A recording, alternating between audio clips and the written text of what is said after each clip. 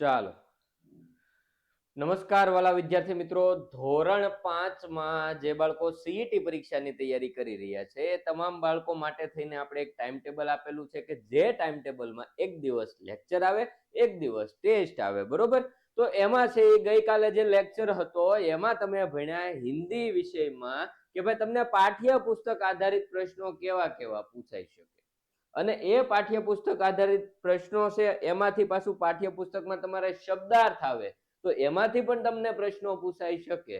તો એ બધા જે ચર્ચા છે એ આપણે ગઈકાલના લેક્ચરમાં કરી હતી. આજે એની ટેસ્ટ આપણે ગ્રુપમાં આપેલી છે, તો એ ટેસ્ટ છે તમે જાતે આપવાની ટ્રાય કરી હશે. એમાં ઘણા પ્રશ્નો હજી એવા પણ હશે કે જે ચેપ્ટર તમારે હજી ન ચાલ્યું હોય, બરોબર? પરંતુ આપણે ટાઈમ ટેબલમાં એ રીતે સમાવેશ કરેલો છે કે જેથી કરીને તમને ખ્યાલ આવે કે તમે જે છે એ તમે જે ભણી રહ્યા છો શાળામાં એ ચેપ્ટર માંથી તમારે પ્રશ્નો પૂછાય જ છે. તો સાથે સાથે તમે એમાંથી સીઈટી માટે પણ અલગથી તૈયારી કરતા થઈ જાઓ, એ હેતુ થઈને આ ટેસ્ટ તમે આપી હશે, બરોબર? તો એ ટેસ્ટનું આપણે સોલ્યુશન છે એ પણ આપણે કરવાના છીએ. ફટાફટ સમય નહીં બગાડીએ, આગળ વધી જઈશું. 15 MCQ છે, સોલ્વ કરી નાખીએ છીએ, બરોબર? પણ એ પેલા ખાસ જે વિદ્યાર્થી મિત્રોને વિડીયો લાઈક કરવાનું બાકી છે એ વિડીયોને લાઈક કરી દેશે, ચેનલ સબસ્ક્રાઇબ કરવાની બાકી છે એ ચેનલ સબસ્ક્રાઇબ કરી દેશે. વોટ્સએપ ગ્રુપમાં જોડાવાનું બાકી હોય તો હમણાં આગળ આવશે આ નંબર છે, આ નંબર પરથી વોટ્સએપ ગ્રુપમાં જોડાઈ જવાનું છે. આ ટેસ્ટ ને બધું ક્યાં આવે? વોટ્સએપ ગ્રુપમાં આવે છે, બરોબર છે? ચાલો, ટેસ્ટ નંબર 10 એનું સોલ્યુશન આપણે કરીએ. તો એમાં પહેલો પ્રશ્ન છે આપણી સામે કે બંધુ શબ્દ કા ક્યા અર્થ હોતા હૈ. આ શબ્દાર્થ આધારિત પ્રશ્નો છે, બરોબર? તમારે શબ્દાર્થ આવે તો એમાં આવે ભાઈ બંધુ. તો બંધુ કોને કહેવાય? બંધુ કોને કહેવાય, બરોબર? તો એનો જવાબ શું આવશે?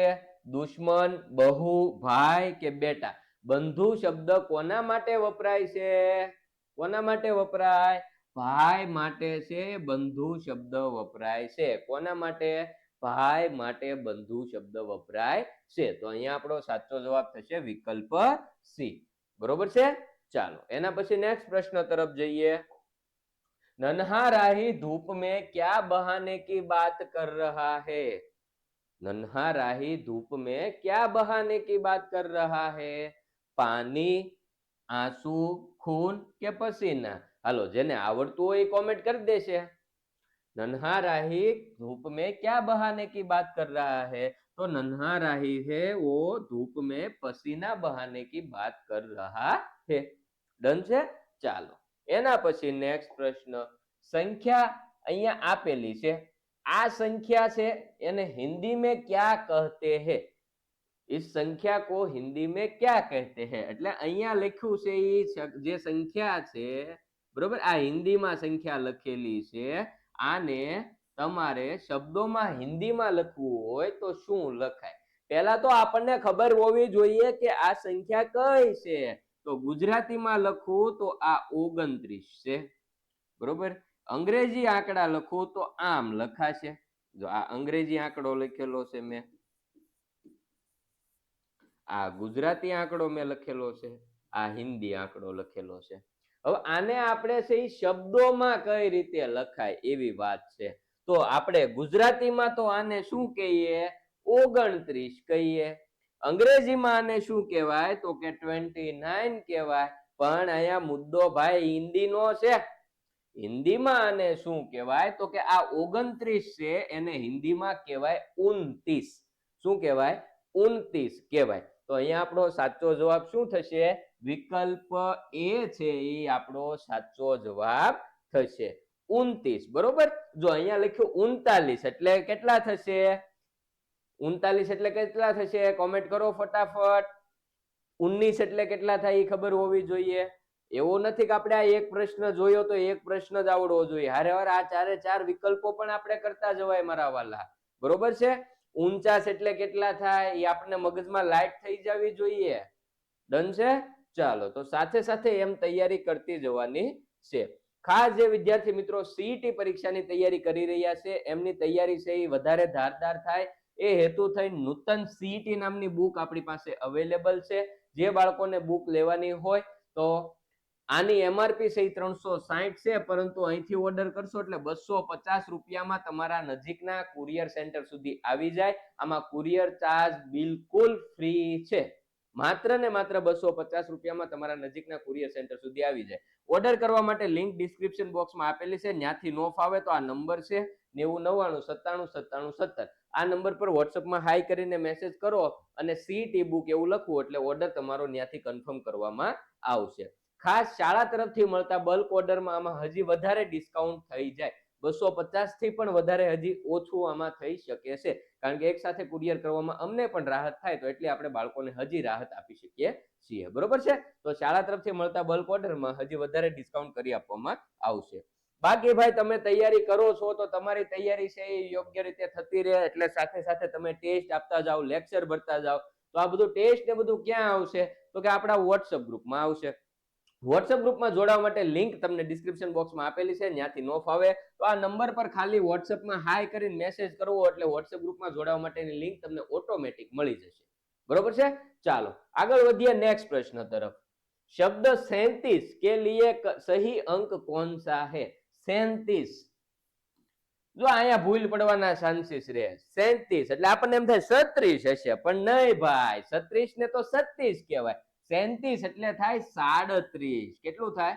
37 એટલે 37. બરોબર? 37 એટલે આપણો જવાબ આવશે અહીંયા વિકલ્પ બી છે, એ આપણો સાચો જવાબ થશે. ઓકે છે? ચાલો એના પછી નેક્સ્ટ પ્રશ્ન. 43 को हिंदी में क्या कहते हैं? અહીંયા જે સંખ્યા લખી છે આને હિન્દીમાં શું કહેવાય? 42, 44, 43 કે 23? હાવ હેલું છે. શું કહેવાય? 43 કહેવાય. શું કહેવાય? 43 કહેવાય છે. ડન છે? ચાલો એના પછી गीता ने जिससे चलता हुआ पत्थर समझा वह असल में कौन सा जीव था? જો આ તમારા પાઠ્ય પુસ્તક આધારિત પ્રશ્ન છે. બરોબર? પાઠ્ય પુસ્તકમાં તમારે ચિડિયાઘર વાળું ચેપ્ટર આવે છે, એના આધારિત પ્રશ્ન છે કે ભાઈ ગીતાએ જેને હાલતો પથ્થર સમજ્યો તો એ ખરેખર પથ્થર નહોતો, એ શું હતું? ચાલો વિકલ્પ છે મગરમચ્છ, કછુઆ, ગેંડા કે મછલી. तो गीताए जेने भाई चलता हुआ पत्थर समझा वो हकीकत में क्या था? तो कि वो था कछुआ. क्या था? कछुआ था. तो विकल्प बी છે એ આપણો સાચો જવાબ થશે. ચાલો એના પછી फूल है हम इस बगिया. ओके डन છે. ચાલો फूल है हम इस बगिया के पंक्ति में काम क्या बताया गया है? આ તમારું એક કાવ્ય છે, એના ઉપરથી તમને આપેલી છે. બરોબર? પંક્તિ કે ભાઈ ફૂલ હે હમ ઇસ બગિયા કે, પછી આગળની પંક્તિ એમને કન્ટિન્યુ કરો તો એમાં તમને કામ શું કીધેલું છે, કે એમાં તમારે શું કામ કરવું જોઈએ, શું કીધેલું છે? खुशबू फैलाना, फूल तोड़ना, पानी देना के सोए रहना? શું કીધેલું છે? તો કે खुशबू फैलाना हमारा काम. વિકલ્પ એ છે એ આપણો સાચો જવાબ થશે. ઓકે છે? ચાલો એના પછી છે विदेशी सफेद तोते को चिड़ियाघर में क्या कहा जाता है? આ પણ ચિડિયાઘર વાળું જે ચેપ્ટર છે એના આધારિત પ્રશ્ન છે. વિદેશી સફેદ તોતા, વિદેશી સફેદ તોતા એને ચિડિયાઘર આપણે અહીંયા શું કહેવાય ભાઈ? કાતુઆ કહેવાય. શું કહેવાય? કાતુઆ કહેવાય. એટલે વિકલ્પ સી છે એ આપણો સાચો જવાબ થશે. બરોબર છે? હરિયલ એટલે તો લાલ રંગનું થાય, ગોરૈયા ચકલી થાય, શુતુરમુર્ગ એટલે શાહમૃગ થશે. કાતુઆ જે સફેદ રંગનો વિદેશી પોપટ છે એને કાતુઆ કહેવાશે. ચાલો એના પછી बच्चे कैसे काम करके आगे बढ़ने की बात कर रहे हैं? कैसा काम करके आगे बढ़ने की बात करते हैं? आसान काम, महान काम, उल्टे काम કે छोटे काम? તો કેવા કામ કરીને આગળ વધવાની વાત કરવામાં આવી છે? તો કે મહાન કામ કરીને આગળ વધવાની વાત કરવામાં આવેલ છે. આ હજી અમુક ચેપ્ટર છે એ તમારે ધ્યાનમાં જ નહીં આવ્યા હોય, પણ જેમ જેમ તમારા ચેપ્ટર ચાલતા જશે એમ એમ તમને રિવિઝન આમાં થતું જશે. બરોબર? ચિંતા કરવાની નથી. ચાલો એના પછી છે प्रतिष्ठा किस शब्द का अर्थ है? शान, खुशबू, आसमान के अभ्यास?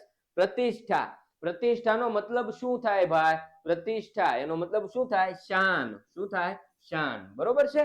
ચાલો એના પછી છે બાડા શબ્દ કા સહી અર્થ ક્યા હે? બાડા ગુજરાતીમાં કહીએ તો આપણે વાડો કહીએ, વરંડો કહીએ. બરોબર? તો એનો સહી અર્થ, એનો સાચો મતલબ તો કે ખુલ્લા મેદાન, તો કે ના ભાઈ ના. પાनी का तालाब, તો કે ના ભાઈ ના. बड़ा कमरा, अरे ના.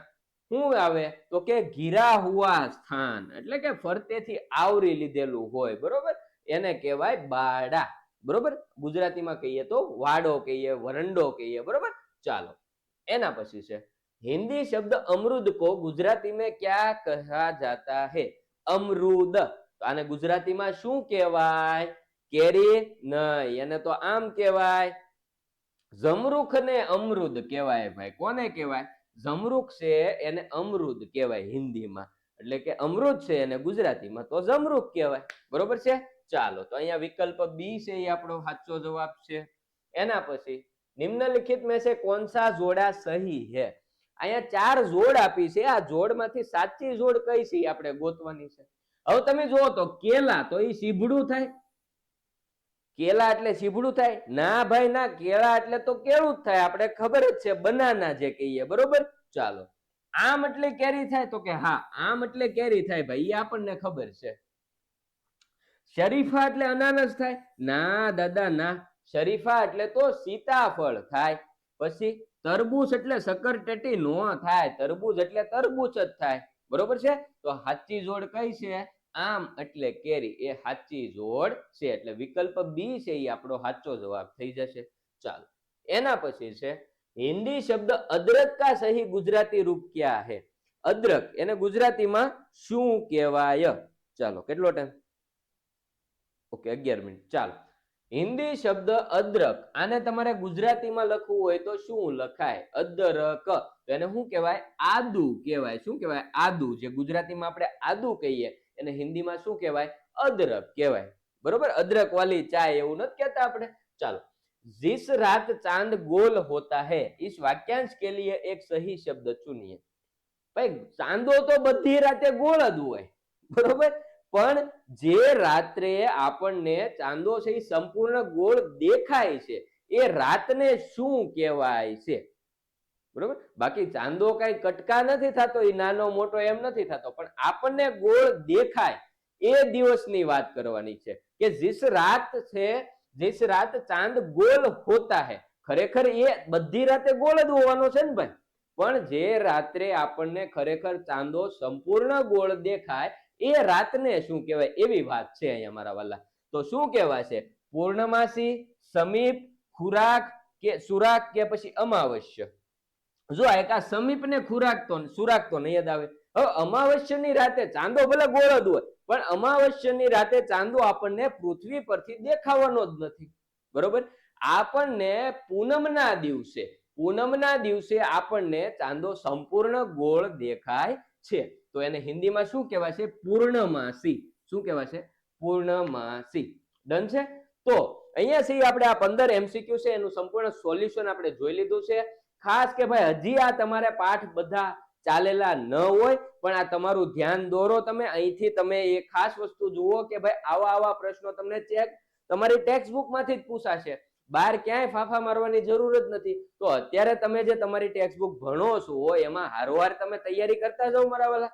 બરોબર. તમે સાથે સાથે તમારે પરીક્ષા માટે તૈયારી કરવી જ છે, તમે ભણો જ છો તો પછી સાથે સાથે તમે એમાં સીઈટી માટે પણ અલગ અલગ તમે આવી નોટ બનાવતા જાઓ કે આ વસ્તુ મને સીઈટી માં પણ કામ લાગશે, અલગ એક બુક બનાવતા જાઓ. બરોબર. તો સાથે સાથે તમારી તૈયારી થઈ શકે છે. બાકી કાંઈ પણ ઇશ્યુ હોય, કાંઈ પ્રોબ્લેમ હોય તો કોમેન્ટ કરી શકો છો, ન સમજાણું હોય તો પણ કોમેન્ટ કરી શકો છો. ફરી પાછા આના પછી જે હવે ટાઈમ ટેબલ મુજબ જે લેક્ચર હશે એ લેક્ચરમાં પાછા ભેગા થઈશું. ત્યાં સુધી રજા લઈએ.